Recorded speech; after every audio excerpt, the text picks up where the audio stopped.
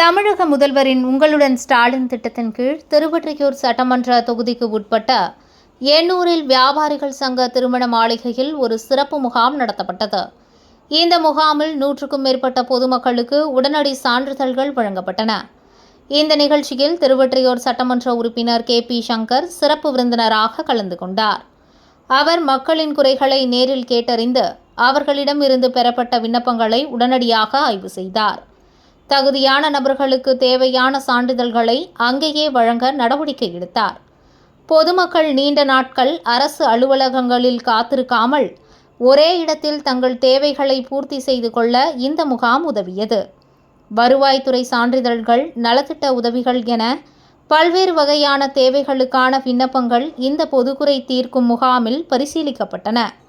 இந்த நிகழ்வில் மேற்கு பகுதி செயலாளர் வைமா அருள்தாசன், மாமன்ற உறுப்பினர் கோமதி சந்தோஷ்குமார், திமுக நிர்வாகிகள் மற்றும் பலர் கலந்து கொண்டனர்.